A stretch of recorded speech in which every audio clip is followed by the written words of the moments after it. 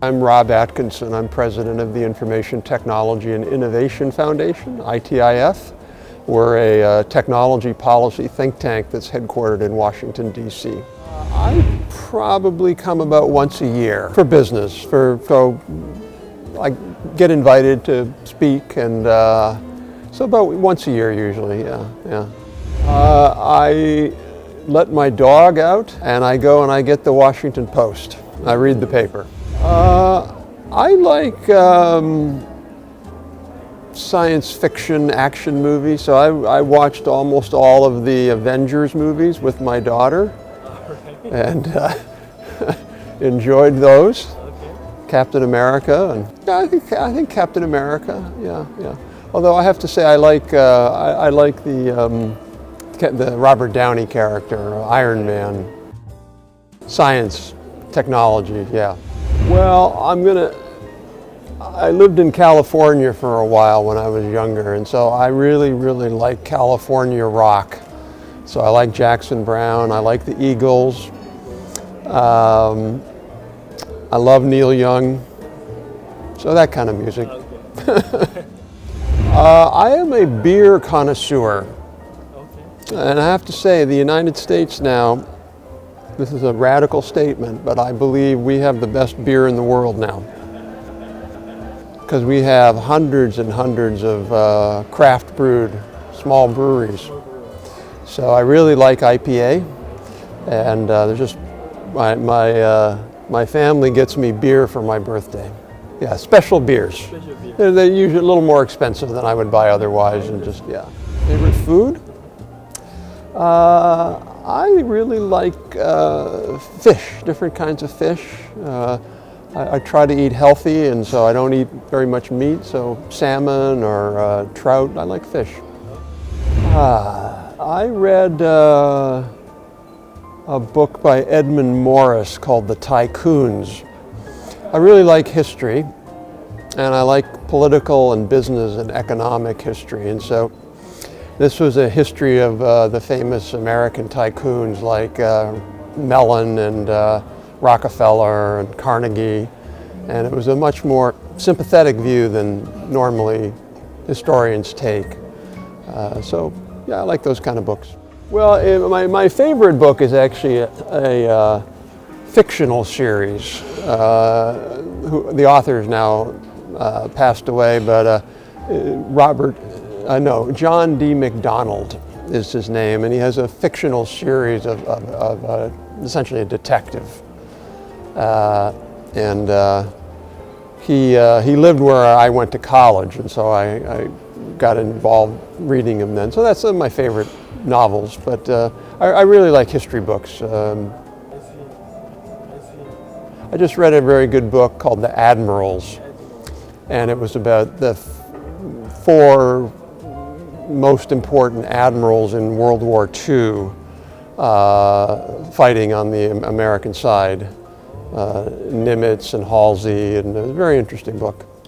Maybe I should take the... It's a good book. It's a good book. I didn't really know very much about the Pacific theater and the naval battle. I've studied more the European theater. I'm not a politician. I have two roles. One is as an executive, and so I manage a great team of folks, and I have to do all the things that managers do, hiring folks and managing and editing and the like. But I also spend probably, I don't know, maybe 30 to 40% of my time on research and writing and policy analysis. So that's really my core background. That's how I got into being at a think tank, because running a think tank. I had been at essentially think tank-like enterprises for 25 years, and so I see myself fundamentally as a policy researcher and advocate. Sure, so think tanks are a little, they're different models in different countries. In Korea there are think tanks, but they tend to be more aligned with government agencies, or in some cases with companies. So Korea and Japan, for example, have think tanks that are aligned with major companies. In the US, the model is more independent, nonprofit organizations.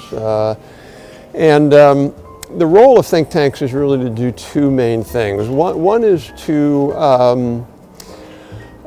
analyze policy issues and give advice or recommendations to policymakers.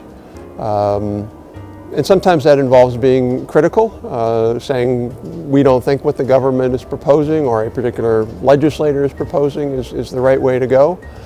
Sometimes it's being more supportive and saying we really like this idea, we think we should go forward. But sometimes it's also just advocating and coming up with and advocating new ideas. So a good example of that is we were the think tank in the US that proposed and helped implement or put in place a program called Manufacturing USA, which was a network of public-private research partnerships for advanced manufacturing. Things like 3D printing and digital manufacturing and the like. That was an idea we came up with. We looked around the world, we saw what other countries are doing. So part of the job of the think tank is really to also put out new ideas that maybe policymakers normally wouldn't be thinking about and saying, we think this is something that you ought to be going forward on. The reason I started ITIF is because there was really no think tank in Washington that was focused explicitly on technology. A lot of traditional economists don't think about technology. It's a hard area to be involved in because to do it well you have to actually understand technology and policy. So I felt there was a need for that just because we think that technology innovation is the most important thing in the world. It drives progress, it drives prosperity, and it's important that governments get it right. So a core focus is on the IT sector and IT technology. So AI and blockchain and fintech and quantum computing and you name it. But it covers all the technology. It covers most of the technology. So yeah, so we have a clean energy innovation group that focuses on clean energy technologies. We focus on biotechnology and advanced manufacturing. So we don't cover every single technology, but we cover a lot of technology. But our core is really IT, or as some people say ICT, information and communications technology. So we do a lot on telecommunications, so wireline and wireless broadband, for example. Sure, so this was a ranking that's done by the University of Pennsylvania, Global Think Tank Index, and they rank think tanks in various categories. So we were ranked #1 in the world on science and technology policy think tanks. And I think the reason we were able to achieve that accomplishment and that honor is really twofold. One is we're very prolific. We write a lot. We publish a lot of op-eds. We publish a lot of reports. So we do a lot of work, and it's not just in the United States. We analyze issues in Europe and Asia and Latin America. And secondly, I'm obviously biased, but I think our work is very deep. It goes into a lot of depth on particular technology issues. We pride ourselves at understanding the technology before we write about it. So I think that's perhaps why the voters, the reviewers in this global ranking selected us as #1, which is a great honor. It is. Well, first of all, I mean, Tesla, you have to give them a lot of credit because they were really the lead innovator with regard to electric vehicles. They've pushed the frontier on autonomous vehicles, and now with the new truck. The auto industry really, at the end of the day, is a scale industry. Economies of scale industries. You have to be big, and so Tesla doesn't have that. They're a niche player, and so the only thing Tesla can really do to differentiate themselves in the market is innovation. If they don't innovate, if they don't really push the boundaries with pretty radical innovations, nobody's going to pay any attention to them. So it's not clear, frankly, that Tesla is going to be successful for the simple reason that they had first mover advantage in electric vehicles, but now the major companies, Japan, Korea, Germany, US, they're all moving very rapidly into electric vehicles. So it's going to be harder for Tesla to differentiate themselves and get market share there. But I do think one of the lessons from Tesla is that big companies, big auto companies need to innovate more. You know, for Korea, companies like Hyundai and Kia, you know, really have been fast follower companies. Early on, you know, quality wasn't very good, and they really built that up now. Now they have, you know, very high quality cars. But I think one of the things that's happening in the auto industry, and frankly this is happening in almost every major industry now, they're becoming innovation industries. And by that I mean innovation industries, what people think about are things like semiconductors and cell phones and the like, or biotechnology.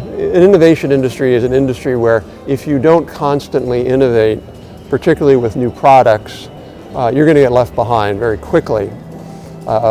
It's the chip industry, for example, is not about just making more chips cheaper. It's always about getting that next generation. Traditional industries, like the auto industry, for example, have historically been, you could succeed by being slower. You didn't have to innovate as much, as long as you had high quality and you had reasonable costs, and you could do quite well. But I think the industries now are evolving to become innovation industries, and so particularly now in autos, where you've got really three big things happening. You've got connectivity, so you have connected vehicles, you've got autonomy, and you've got new energy vehicles, principally electric. So it really suggests that autos are at an inflection point, and if companies don't innovate more seriously, kind of like what Clay Christensen calls disruptive, and embrace disruptive innovation as opposed to incremental innovation, that there's a real possibility they could get left behind. So if I were, and I don't run a company, I don't advise companies, but just from looking at it from the outside, it really looks like traditional industries like autos have got to adopt the business model, the organizational models that more innovative industries and companies adopt, and really think of themselves as innovation industries. Well, first of all, I don't drive very much at all because I ride my bicycle to work. I'm really lucky. I live near a bike trail that can get me almost all the way to my office without getting too much on the road. And when I don't do that, I take the subway or the metro. But I do have a 2006 Honda Civic, which the only reason I bought it was because my son at the time was learning how to drive, and it seemed like a nice car for him. But I have, I think I've had that car for 13 years, and I have maybe 20,000 miles on it. What's that, 30,000 kilometers, something like that. I just don't drive very much. But my wife and I, we have a Jeep Cherokee, which relatively new one that has all sorts of, you know, intelligence in it, smart, connected. It's very nice. You know, I was going to say one other thing about cars, which is important, and I think it's important for Korea.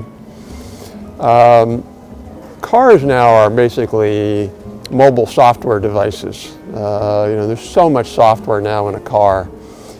This car we just bought a year ago, it's, you know, unbelievable amount of software. And that's something that now most companies have got to master, not just hardware, but software. And so software, as Mark Andreessen said famously 6 or 7 years ago, software is eating the world. And I think that's really true, and I think so for a country like Korea, who historically has been very strong on mechanical and electrical engineering. Being strong in software is very, very important for the future. So obviously AI is a component of software. We've had policies over the years, they tend to be a little more haphazard than some countries. One reason, for example, is our school curriculum is at the local and state level. So we have 50 different states. They all have responsibility for curriculum. But there has been a push over the years to get more computer science education, particularly in the high school level. The National Science Foundation funds computer science education and research at the college and graduate level, so there's been an increase in support for that. There is a national AI strategy that the Trump administration has put in place that, as a component of that, includes more AI science development, education, particularly at the college and graduate school level. So we have various policies and programs. So that they're not as well coordinated perhaps as in some countries, but sure, that's a priority focus for the U.S. Well, I think on any question the answer is going to always be Singapore. So Singapore's always well coordinated. They have thought, I think, the computer science issue quite well, thought it through. There's a recent study that is, I think it's called the IEA maybe. I can get you the name of it, but it's an international education assessment, I think it's the name of the organization. It's based in Germany. And I was on a panel recently for the release of their new international comparison study, where they look at computer science capabilities in 8th grade around the world. And Korea is number one, as I recall. And as I also recall, Korea is interesting because I could be wrong on this, but I think it's right. Girls and boys do about equally well in Korea. Girls actually might do slightly better, which is a little different. In most countries, girls are close to boys, but boys tend to be a little bit ahead of girls. I think in Korea, girls are at the same level, if not above. So that's an interesting finding. But it suggests, at least up through the 8th grade, that Korea is doing quite well. So yeah. Yeah, sure, no, I do know very little, frankly. Google, for example, really has not received government support, although very early on, the research that Sergey Brin and maybe Larry Page were working on in graduate school at Stanford was funded by the National Science Foundation. So the initial algorithms that they developed were funded, were part of just doing graduate school research, PhD research. Apple, I believe, early on might have gotten a small business administration loan, but it would have been for, a couple $100,000 kind of thing. Most of the U.S. technology companies, if they got any help, it might have been through a program we have called the SBIR program, the Small Business Innovation Research Program, and it's a program by which small companies can bid on work for the government to do research and development for the government. A company, Qualcomm, is a good example of that, the wireless chip company. But by and large, the U.S. government hasn't funded companies all that much. The reason why I believe that Silicon Valley did as well as it did, well, historically, a lot of those companies historically had received government funding through the Defense Department. So Intel, for example, sold a lot of their chips early on to the Air Force. But it really wasn't so much about the government funding the companies as it was that there was just this innovation ecosystem that was there. And the other big component of that is risk-taking. In the U.S., it's not unusual for somebody to, a good example is Intel. Where did Intel come from? Intel came from Fairchild Semiconductor. And where did that came from? That came from, excuse me. That came from Shockley Semiconductor. So Shockley was a leading, he invented the transistor at Bell Labs. He went to Silicon Valley. He started a company. Nobody liked him. A bunch of the people left. They started Fairchild.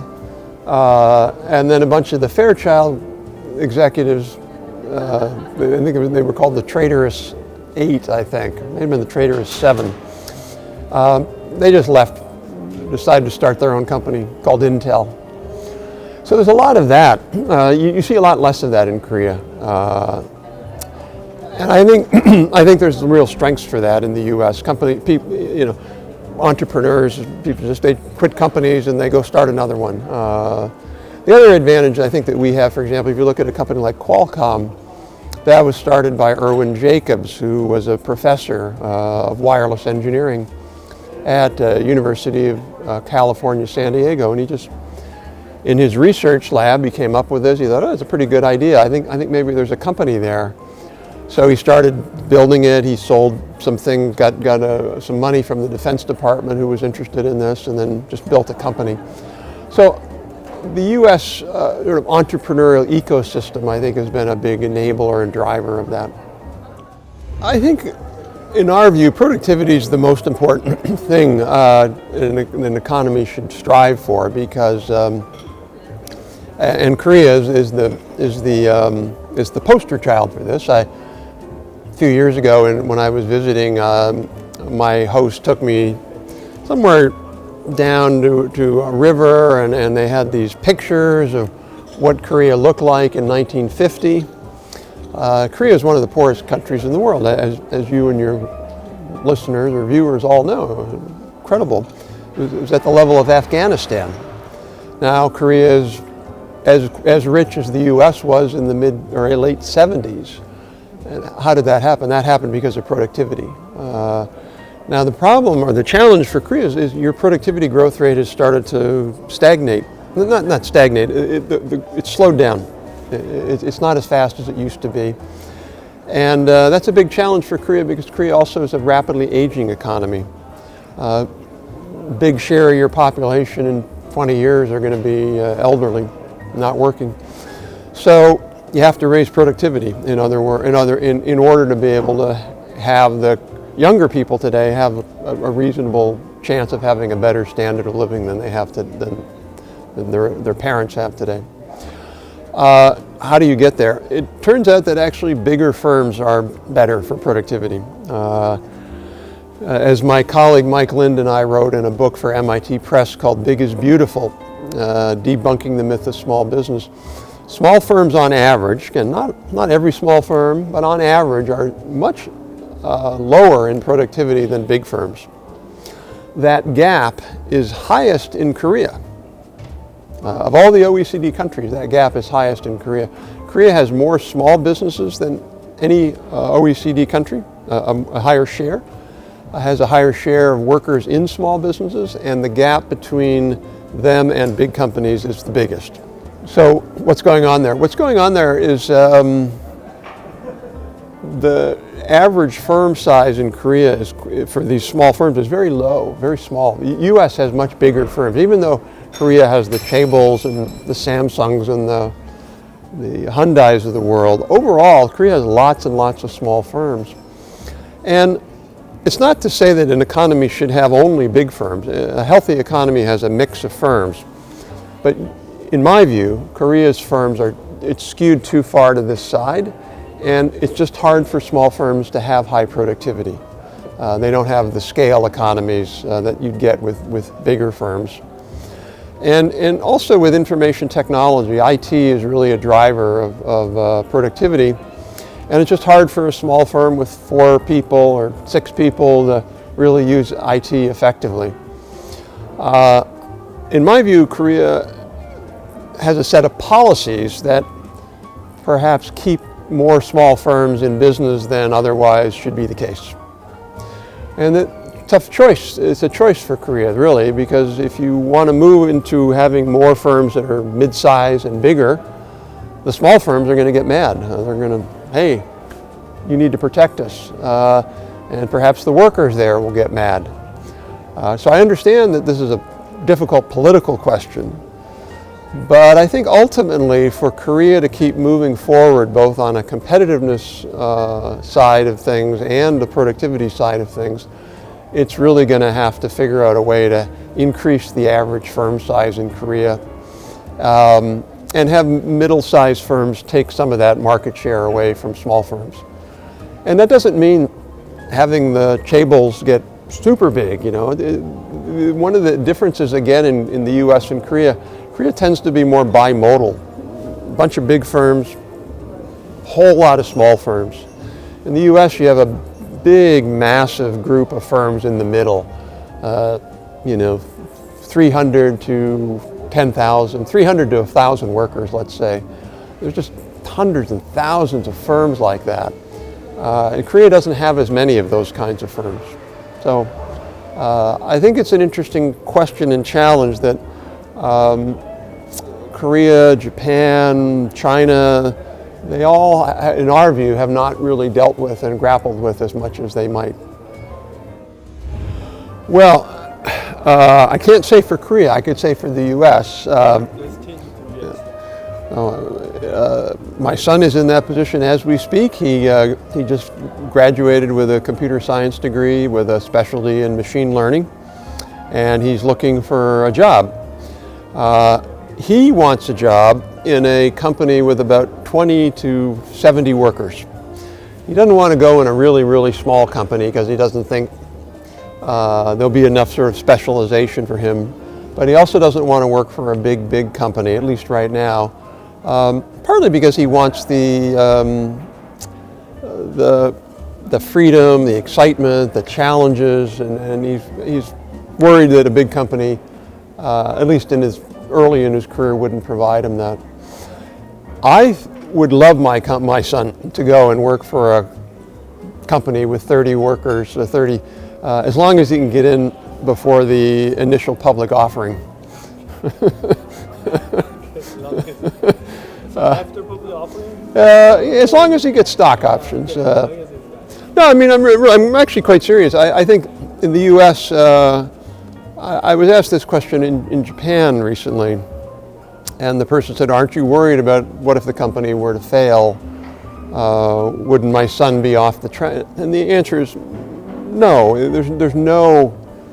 There's no negative implication of somebody, a young person going out and starting their career in a small company that fails. Just none.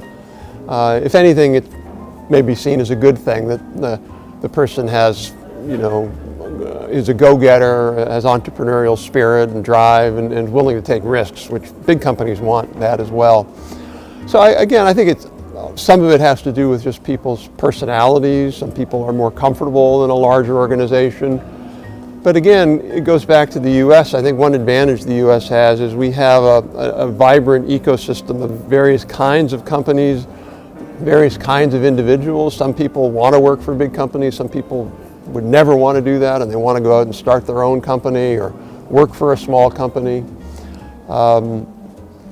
So I think it's really important to have that mix. One of the ways that, for example, Joseph Schumpeter, the famous innovation economist, talked about is that entrepreneurs are the ones that oftentimes are the ones that are the vehicle by which innovations come into the economy.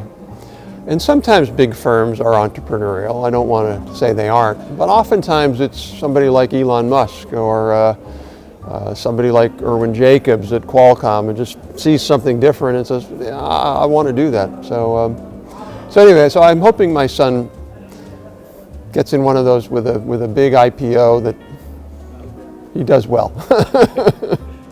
Yeah, so I can't say enough, I don't know enough to say how long it's going to last or who it's going to be more harmful to. But what I can say is it's incredibly short-sighted and harmful for Korea and Japan to engage in this kind of conflict, in my view. The real challenger here is China. China, in our view, and I was co-chair for President Obama for 6 years for this U.S.-China Innovation Experts Group, and so we've studied China extensively, and I've been to China, and I've read extensively, talked to officials. China is engaged in something no other country's ever been engaged in, and that is a drive to dominate global technology industries through a significant share of practices and policies that are unfair and distortive and mercantilist. China, for example, is building the largest DRAM factory in the world, dynamic random access memory chip factory. They are using technology that has been stolen from Micron out of Taiwan. That's proven fact. They stole the technology through paying for spies. They have subsidized this factory with written a check by the government just to build the factory.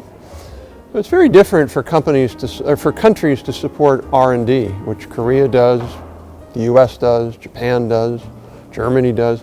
It's very different than just writing a $3 billion check to a company to build a factory to compete in an industry where you already have, I don't want to say overcapacity, but you have full capacity with, you have SK Hynix, Micron, and Samsung.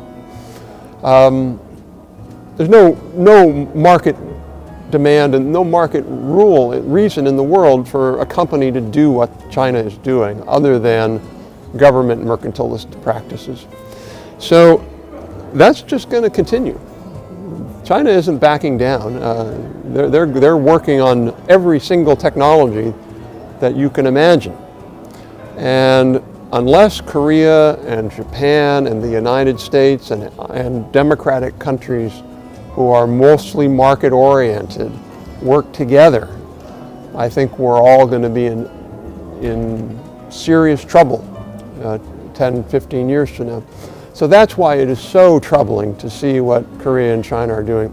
And look, I'm not in either country, and there's national pride, and it goes back obviously to the war, which was horrible. I understand all that, but there's a big challenge happening, and it just seems to me both countries have got to say, okay, let's put the past behind us. I know how hard that is, and let's really move into the future together. So I hope, I keep my fingers crossed that that's what's going to happen, because I think that really is what has to happen. Well, I'll give you two. So in the United States, what I would have done in early 2000s,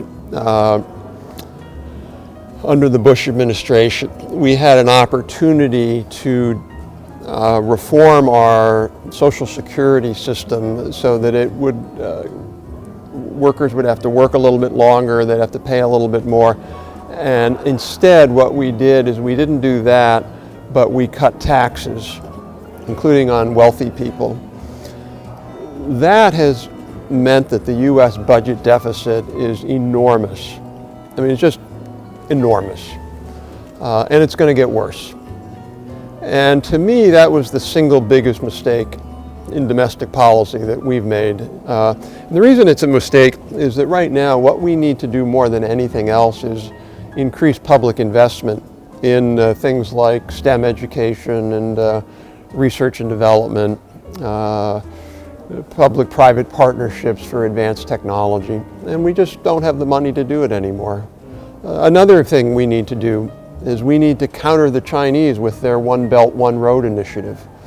We should be working collaboratively with Japan and perhaps Korea, I don't know what Korea is doing, to help countries in Africa, Southeast Asia, and Latin America build infrastructure, 5G and others, but build them with Western or Asian, democratic country technologies. We don't have the money to do that. So I think that's one big mistake. In Europe, the mistake I would roll back is I think it was a very serious mistake for the Europeans to pass the Gdpr, the General Data Privacy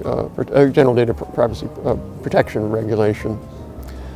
The reason I think that was a mistake, not because I don't think countries should have privacy rules, I do, but the GDPR was so extensive and so broad, and it was written before people were talking about AI, that it's really going to make it hard for the Europeans to do AI in Europe and to move to a data-driven economy. So I think that was a mistake they made, and hopefully they can rectify that and fix that. For Korea, it would probably be, there's a commission that Korea set up to help small businesses and defend small businesses. I think that's probably a mistake. I think, as I said before, I think Korea has too many little teeny businesses, 3 people, 4 people, and I would just move in the other direction. So I can't say I'm a huge expert on this. I will say this, though. I think the Korean government, just by the fact that they are consciously focused on this, that have identified this as a particularly important area, that's the first step. So identifying, first of all, I don't really like that term. I think it's a misleading term. Whatever you want to call it, it's fine. A whole new set of technologies, like, for example, IoT or AI or autonomous systems, 5G. These are important technologies. They're coming together in a confluence, a collective. And so countries that want to succeed in the next wave have got to be able to master all of those. And so I give Korea a lot of credit for having that vision and putting resources behind it. But so I would say that. The other part of that, though, I'd have to say is it's not just about supporting R&D and the like. These technologies, much more than the last wave of technology, are disruptive. So the last wave of technologies was really about the internet. It was about it was about computing and the internet. What people call Wintelism, Windows and Intel. And then the internet on top of that.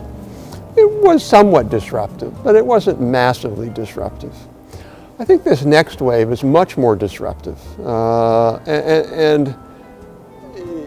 Unless countries embrace that, you're not going to get all of the benefits of that. So, for example, we're working on a joint project with another team, a group of colleagues I have called the Leading Edge Forum. And we're working on a year-long project looking at large enterprise, how the fourth industrial revolution could really transform large enterprises, whether it's in insurance or manufacturing or logistics or whatever it might be. And our view is that it could be pretty transformational and include a high level of automation. Is Korea wanting that? Does Korea want that? And that's sort of a key question. The last time I was here, there was a big demonstration by taxi drivers. Yeah, and don't get me wrong, I don't mean to imply that those are not tough issues or that the individuals involved don't have a right to be upset. I absolutely understand that. Disruption is disruption. It's upsetting. But to take advantage of it, to be a fourth industrial leader, one can't just be producing the things, the chips or the robots or whatever. One has to be using them. And so, for example, I think Korea's efforts on smart cities are fantastic. If you want to be a leader in IoT technology, smart city technology, you've got to be using it. You've got to be deploying it. And so I think Korea's done a really good job, and there are things like, for example, the smart electric grid. If you want to be in that business globally, you've got to drive smart electric grid adoption in your own country. But I would just say that has to apply to many, many other areas, education, fintech. Now I know Korea, I was reading the paper yesterday on the airplane, and President Moon has proposed, your finance regulator, I don't remember the gentleman's name, but he spoke at a finance conference and was talking about how Korea is wanting to drive fintech with what are called regulatory sandboxes. I can't judge how far along the ministry is on that, but that's the right way to go. I mean, that's the right direction. FinTech is going to be very, very disruptive, but it's going to be disruptive in a good way. It's going to make consumers' lives so much better and make banking so much more efficient and easy. But maybe the big banks might not like that. So It's disruptive. it's disruptive. As Joseph Schumpeter said, it's creative destruction. Well, clearly the U.S., just because we're like an oil tanker, you know, we're ahead, we're big, we've got a lot of strengths, but unlike the last wave of innovations where the U.S. really was the leader, basically Wintelism Internet, we were the leader. That's not going to be that's not going to be the case anymore. Other countries see that. It's going to be much more of a horse race. You know, frankly, I don't see any country that's getting it completely right. I look at Europe, for example, and they have under the new Commission president, they're doubling down on the fourth industrial revolution, and so they're good for them. But Europe also has the precautionary principle. They're worried about these technologies. They have the Gdpr, and so I don't think Europe is going to be as big a player as they think they're going to be. I really think China is going to be the force to reckon with, just because they are willing to put so much money behind this that I think that's the biggest challenge. I think mid-sized countries like Korea could be very, very well positioned, because I think one of the keys of this next wave is specialization. No country can, even the United States and even China, can be good at everything. And so I think countries that can specialize in a few core things, like, for example, 5G for Korea, or robotics for Japan, or IoT for Korea. I think if Korea specializes and really focuses on a few really core strengths, I think Korea could do very, very well in this space. Well, I think, again, when I look at Korea, you have a number of different initiatives, including yours, that really are, winning the race. The first thing about winning the race is you have to understand you're in a race, and you have to understand what race you're in. And that sounds silly, but you understand what the race is and what race you're in, and I think that's really the super important step. And then secondly, thinking about how a country can mobilize its resources to go about winning that race. So I think that's great, and there are a number of different government initiatives in Korea to do that, which I think are fantastic. And so I think one of the reasons why I'm somewhat optimistic about Korea's. At the same time, though, I think Korea has two challenges, as I said. One is, can you really embrace entrepreneurial disruption? It's hard. And the second is really software. Korea's, I think, can be better at software historically. Japan, for example, wasn't ever as good at software as the United States was. So really focusing on AI in particular, to me, is going to be a core strength that countries have to master. And so I think the efforts that you and other groups are working in that are all to the good. No, just the fact that I think it's going to be hard to do this in a way that's pro-innovation unless we all work together to make sure that China doesn't distort the market so badly.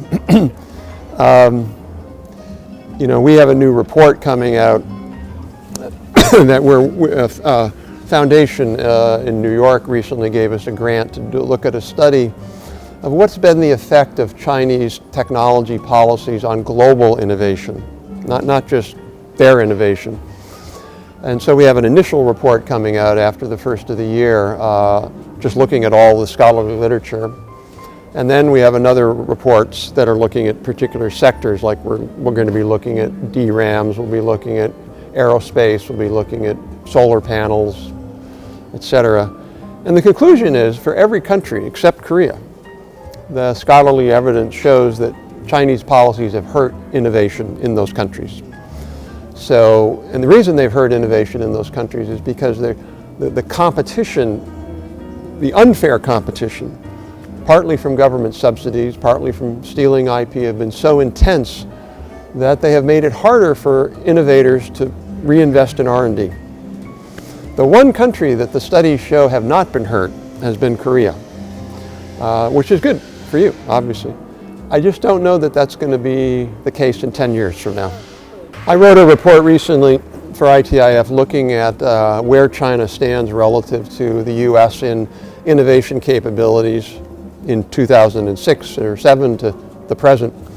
And I have a case, I have 6 or 7 pages about Korea in that report.